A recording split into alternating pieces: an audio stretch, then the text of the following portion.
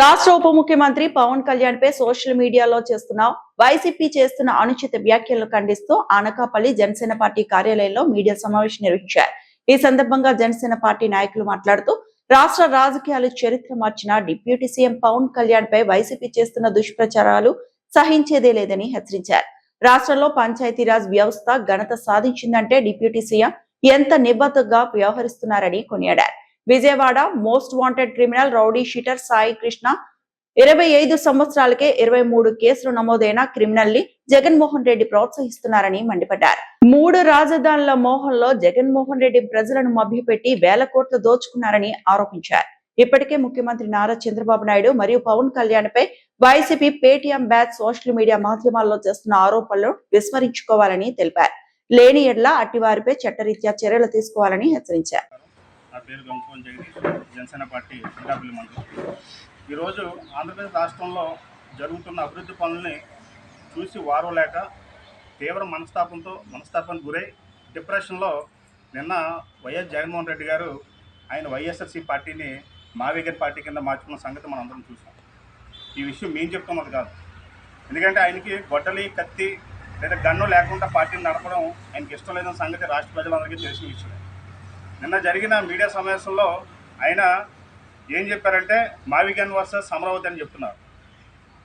అసలు అమరావతి అనేది ఏంటి? 26 జిల్లాల యొక్క ప్రజల్ని అందరినీ కలిపి అమరావతిగా మన ఈరోజు రాష్ట్ర కేబినెట్ అనేది నిర్ణయించడం జరిగింది రాజధానిగా.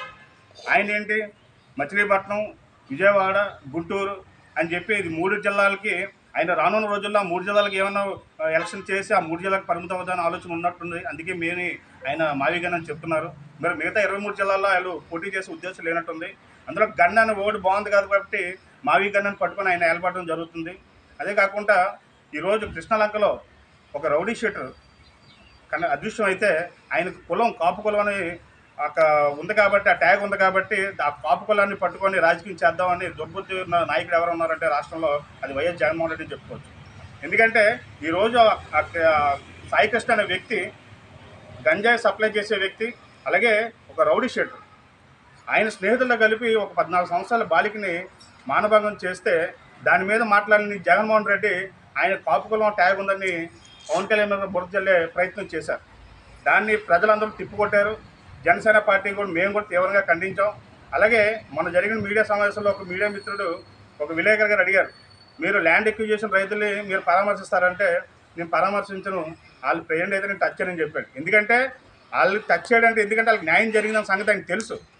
గతంలో వైసీపీ ప్రభుత్వంలో వీళ్ళు చేసిన ల్యాండ్ పుల్లింగ్ వ్యవహారం ఇప్పటికీ రికార్డులో సైతం మా దగ్గర ఉన్నాయి. ల్యాండ్ పుల్లింగ్ యాక్ట్ ప్రకారం 18 సెంట్లు, ఎకరానికి 18 సెంట్లు ఇవ్వాల్సిన వాళ్ళు రైతులను అన్యాయం చేసి డిఫామ్ బై ల్యాండ్ని వాళ్ళు తీసుకొని రైతులందరూ అన్యాయం చేసిన సంగతి మా దగ్గర రికార్డ్స్ ఉన్నాయి. మేము బహిరంగ చర్చకు సిద్ధంగా ఉన్నాం. కాబట్టి ఇటువంటి వ్యాఖ్యలు బయటకు మీరు చేయకండి. త్వరలోనే మీకు బుద్ధి చెప్పేటట్టు ప్రజలు కూడా రెడీగా ఉన్నారు. అంతేకాకుండా రాష్ట్రం చల్లగా ఉన్న సందర్భంలో కుల మతాల ప్రస్తావన తీసుకోవడానికి ఒక పేటీఎం బ్యాచ్ని రాత్రిపూట మీరు వదులుతూ ఉంటారు. అవి కూడా ప్రజలు గమనిస్తున్నారు.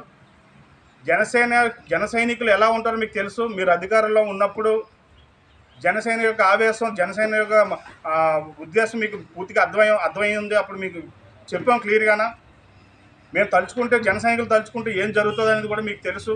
దయచేసి అలాంటి సందర్భం తెచ్చుకోవద్దని చెప్పి ఈ మీడియా సమావేశం మీకు తెలియజేసుకుంటూ సెలవు చేసుకుంటాం. ఈరోజు ఈ యొక్క పత్రికా సమావేశం, మీడియా సమావేశం ఏర్పాటు చేయడానికి ముఖ్య కారణం ప్రస్తుతం ఆంధ్రప్రదేశ్ రాష్ట్రంలో టీడీపీ, జనసేన, బీజేపీ కూటమి ప్రభుత్వం యొక్క పరిపాలన ఒక సువర్ణ పరిపాలన గత 2 సంవత్సరాలుగా చూస్తూ ఉన్నాం.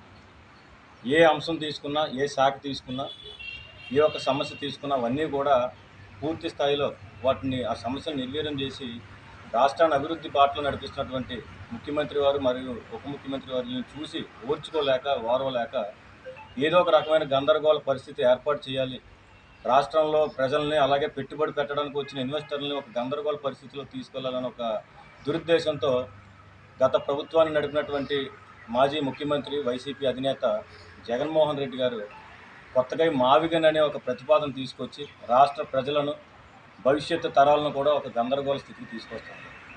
మావిగన్ అని చెప్పి మచిలీపట్నం, విజయవాడ, గుంటూరుని మావిగన్ అని చెప్పి తీసుకొస్తుంటే అసలు ఇప్పటికే ఆ ప్రాంతాలు ఆల్రెడీ రాజధాని పరిపాలన ప్రాంతంలోనే ఉన్నాయి.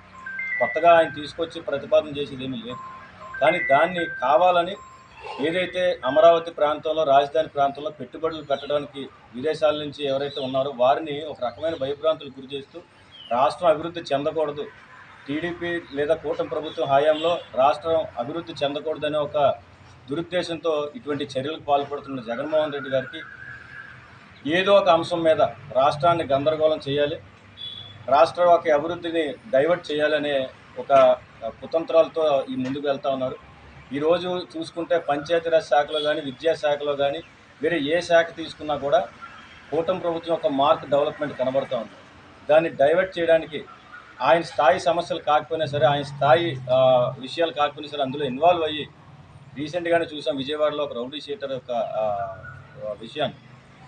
గతంలో ఈయన ఈరోజు ఆంధ్రప్రదేశ్ రాష్ట్రంలో చట్టం ఉందా, చట్టం పనిచేస్తుందా అని అడుగుతున్నారు. మరి గతంలో 2019 నుంచి 2024 ఈ యొక్క 5 సంవత్సరాల్లో కోవిడ్ టైం నుంచి చూసుకుంటే మాస్కులు లేవని అడిగిన ఒక డాక్టర్ చనిపోయినప్పుడు ఆ డాక్టర్ కుటుంబాన్ని పరామర్శించిన దాఖలాలు లేవు. వారి యొక్క ముఖ్య అనుచరుడు అనంతబాబు తన దళిత డ్రైవర్ని చంపి డోర్ డెలివరీ చేస్తే వారి కుటుంబాన్ని పరామర్శించిన దాఖలాలు లేవు. అలాగే వారి యొక్క ప్రభుత్వంలో మంత్రిగా పనిచేసినటువంటి ఒక మంత్రి గారి కుమారుడు స్థానిక వాలంటీర్ని హత్య చేస్తే ఆ వాలంటీర్ కుటుంబాన్ని పరామర్శించిన దాఖలాలు లేవు.